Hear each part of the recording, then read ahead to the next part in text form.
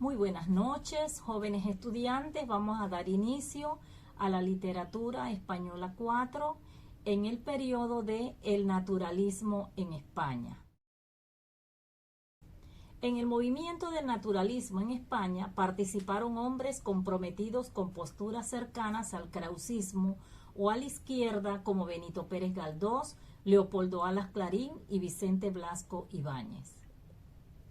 Desde la óptica conservadora pudo también hablarse de un naturalismo cristiano, no rigurosamente pesimista ni determinista, en el que militaron autores como Emilia Pardo Bazán, Luis Coloma, José María de Pereda, que se acercó al naturalismo. Otro grupo estaría integrado por los hombres de la revista Gente Nueva, luego ampliado en otra revista germinal de ideología más extremista y que estaría integrado por los escritores del llamado naturalismo radical. Con la excepción de algunos ensayos serios como la desheredada de don Benito Pérez Galdós, lo que se practicó en España no fue un auténtico naturalismo solesco, sino una fórmula conciliadora que extrajo algunos recursos formales de Emilio Sola sin seguir su doctrina ideológica, ateísmo, positivismo, determinismo. Este sincretismo fue el que practicaron doña Emilia Pardo Bazán o el Marqués de Figueroa.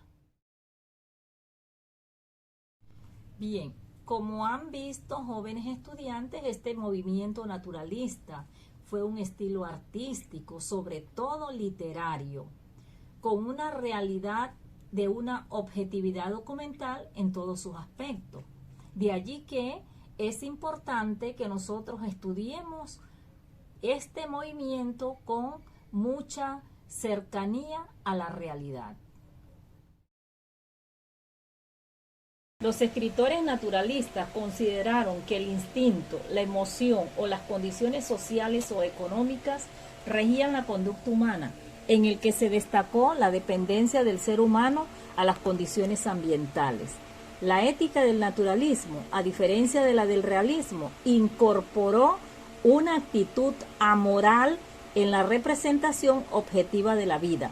Prescindieron de los valores morales burgueses para ser más objetivos.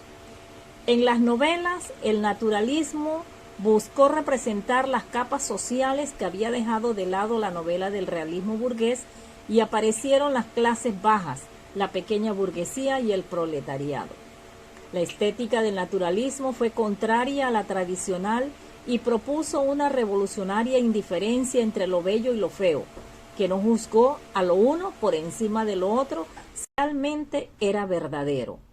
Cabe destacar que si bien el realismo y el naturalismo fueron muy parecidos en el sentido de reflejar la realidad tal y como es, contrariamente al idealismo romántico, sin embargo, la diferencia radicó en que el realismo era más descriptivo y reflejó los intereses de una capa social muy definida, la burguesía, mientras que el naturalismo extendió su descripción a las clases más desfavorecidas, intentó explicar de forma materialista y casi mecanicista la raíz de los problemas sociales y alcanzó a hacer una crítica social profunda.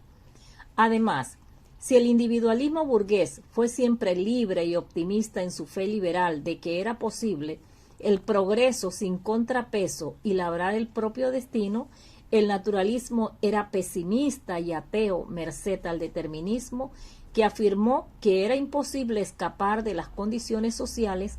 que seguían nuestro sendero en la vida sin que podamos hacer nada para impedirlo.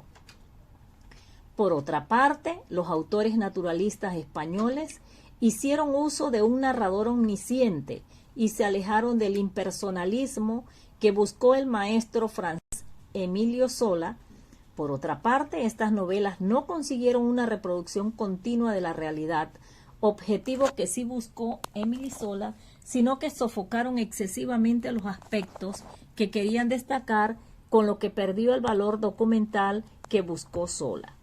Se consideró que el naturalismo fue una evolución del realismo. De hecho, la mayoría de los autores realistas evolucionaron hacia esta corriente materialista, si bien otros orientaron su descripción de la realidad hacia el interior del personaje, llegando a la novela psicológica. El naturalismo, al igual que el realismo, refutó el romanticismo, rechazó la evasión y volvió la mirada a la realidad más cercana, material y cotidiana, pero lejos de conformarse con la descripción de la forma de gobierno, mesocracia o dominio de la clase burguesa y su mentalidad individualista y materialista, extendió su mirada a las clases más desfavorecidas de la sociedad y pretendió explicar los males que padecían de forma determinista. En cuanto al lenguaje utilizado, se inclinó especialmente hacia las jergas y el habla regional o lenguaje popular, que aparecieron reflejados sin academicismo y con rigor. El objetivo del naturalismo era reproducir la realidad con total imparcialidad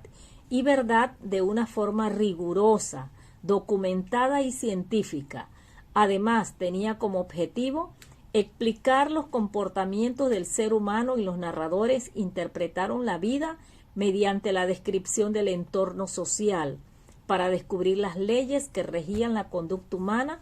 y consideró a la literatura un documento social. En este sentido, la existencia del ser humano estuvo determinada por fuerzas naturales que la humanidad no podía controlar. Se fundó en la filosofía del determinismo, para la cual el hombre estaba controlado por sus instintos, sus pasiones y su entorno social y económico.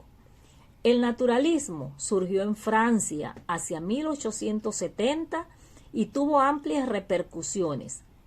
La influencia del novelista francés, teórico y máximo representante del naturalismo, Emilio Zola, fue muy importante como impulsor de la novela experimental,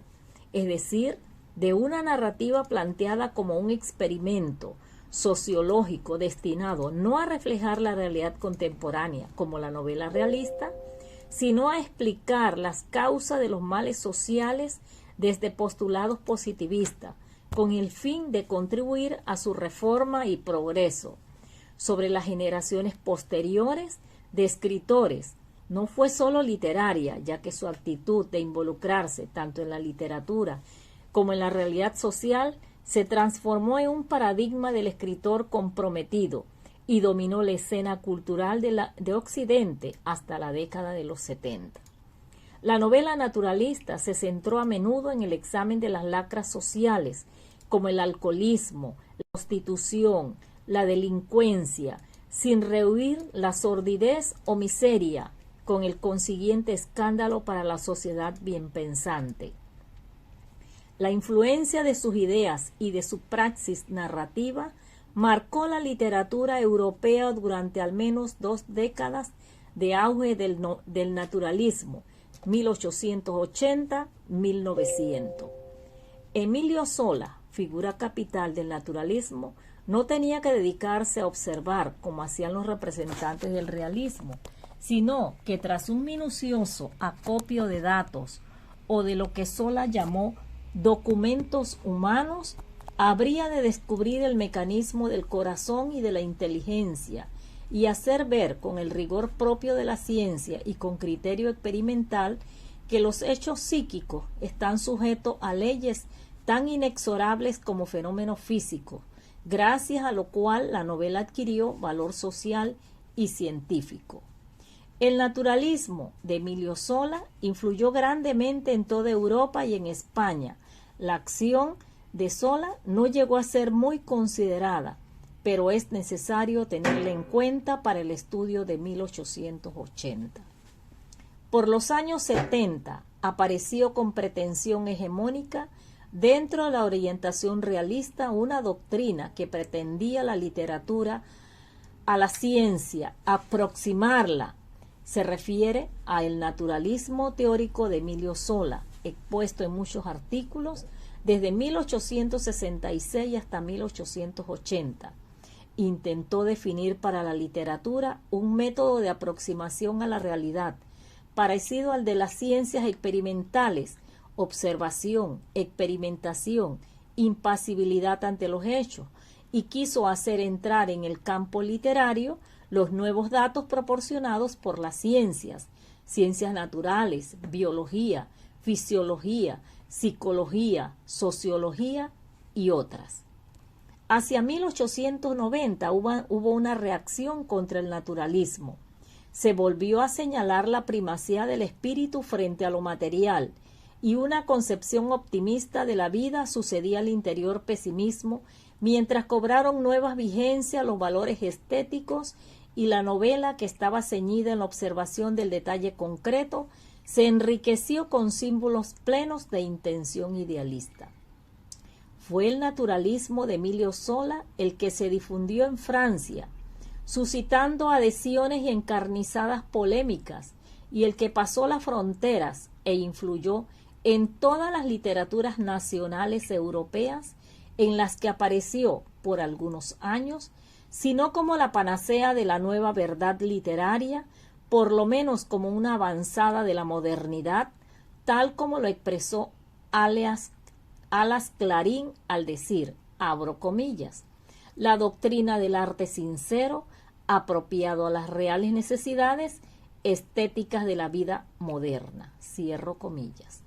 En segundo lugar, no se puede entender bien el naturalismo si no se sitúa en el contexto cultural e ideológico de la época. Si llegó a ser en Francia la doctrina literaria dominante durante algunos decenios, fue gracias al dinamismo y a la fuerza de convicción de Zola.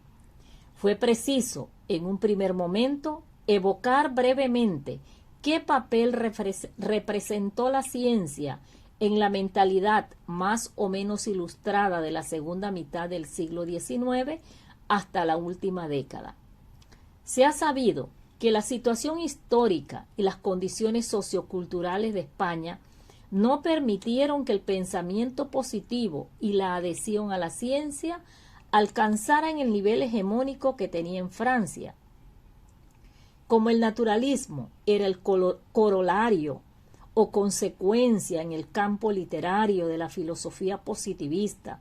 y del pensamiento científico, el grado de aclimatación de la doctrina en cada país europeo y en España dependió de lo que se creía, la idiosincrasia colectiva, del peso de las tradiciones nacionales y desde luego de las posibilidades de implantación de la mentalidad positiva. Durante la segunda mitad del siglo, la ciencia salió del estrecho campo de los especialistas, se secularizó, dejó de ser eclesiástico y, entroncando con la doctrina elaborada por Augusto Comte en su curso de filosofía positivista, 1830-1842, suscitó una verdadera fe en la razón y en el descubrimiento progresivo de las leyes que regían los fenómenos naturales. La fe en la ciencia desencadenó una entusiasta sed de conocimiento, en Francia primero y también en otros países, donde surgieron sistemas filosóficos que pronto se hicieron internacionales y alimentaron en todas partes apasionadas y acaloradas discusiones. Esta ebullición intelectual trascendió el campo de la intelectualidad,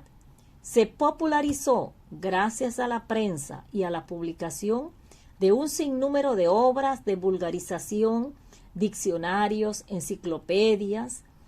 y en Francia Zola tuvo la editorial Hachette, que desempeñó un papel de primer plano en la popularización y en la difusión del nuevo enciclopedismo, del positivismo y de la libertad de pensamiento científico y político.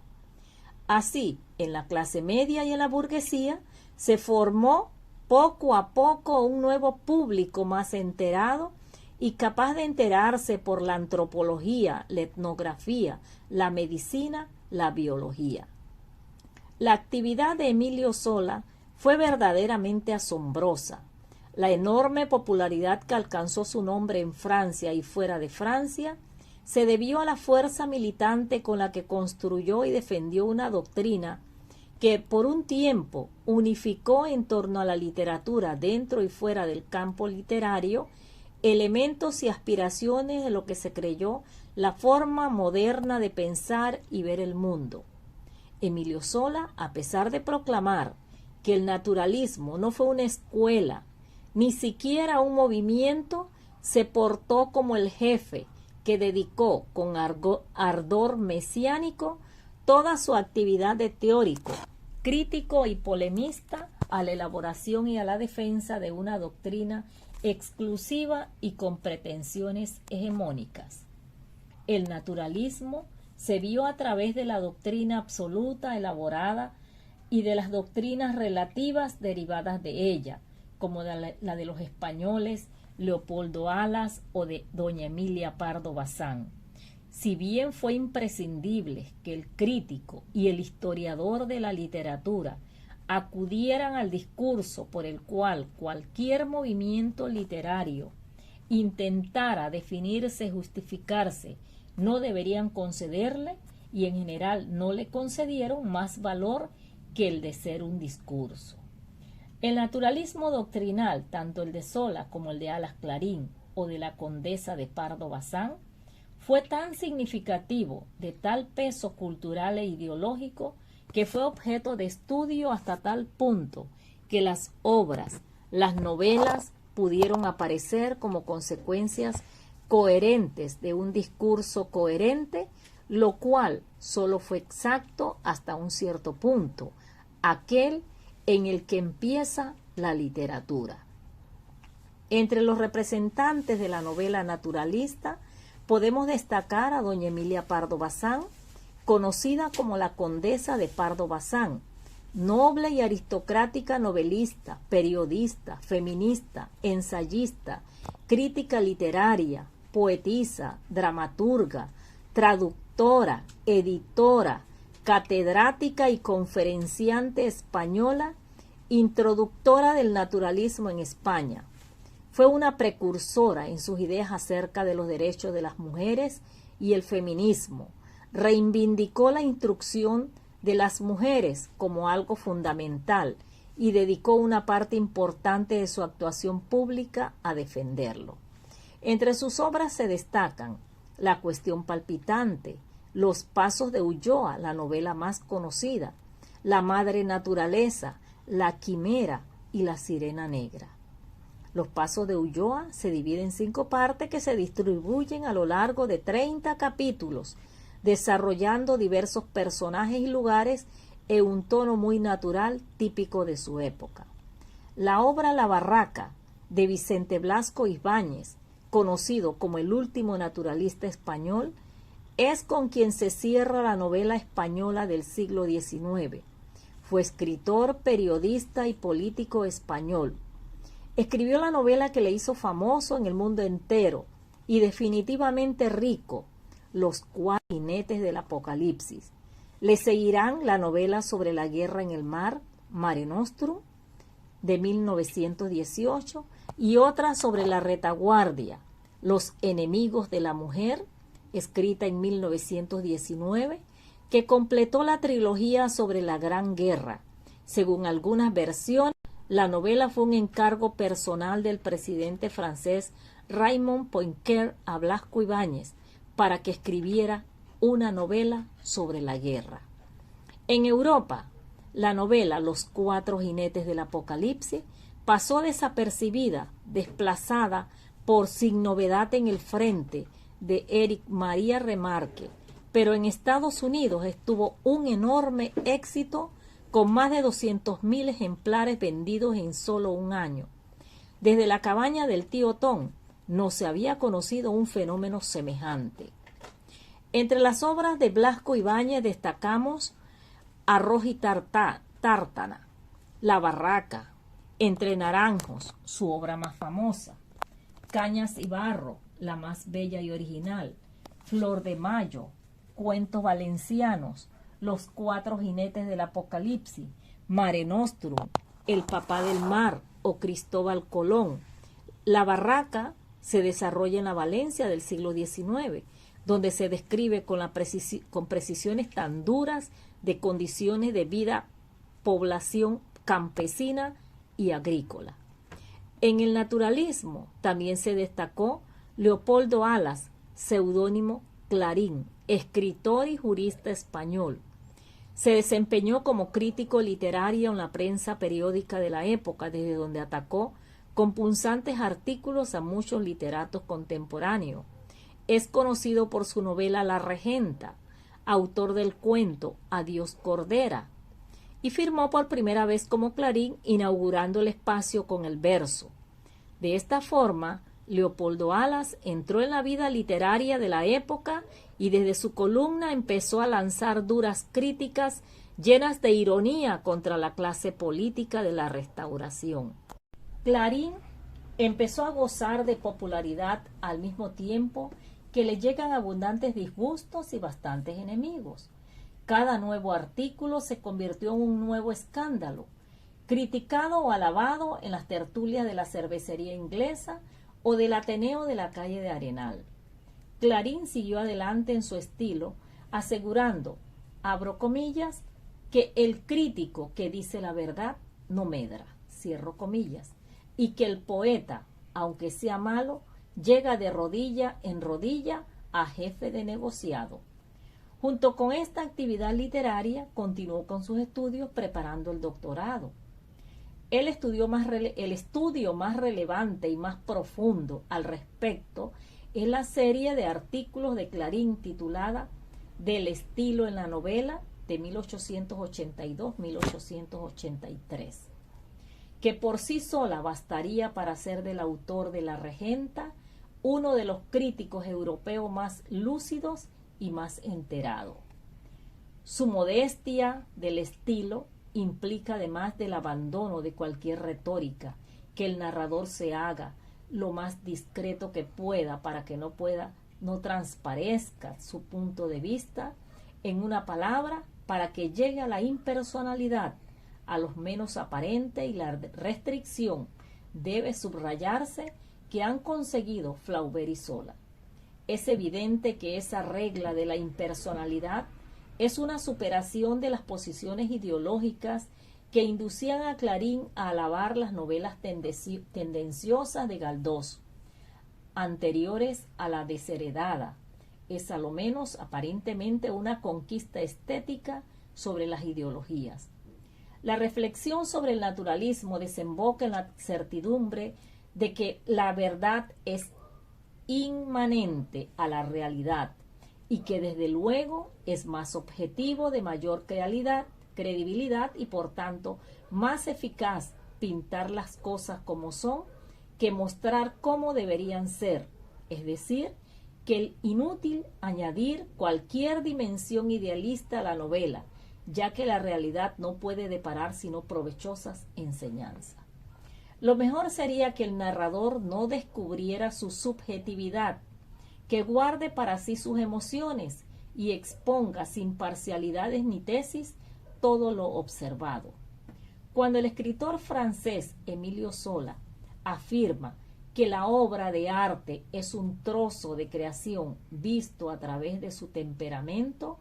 o cuando Emilia Pardo Bazán escribe que la novela es traslado de la vida y lo único que el autor pone en ella es un modo peculiar de ver las cosas,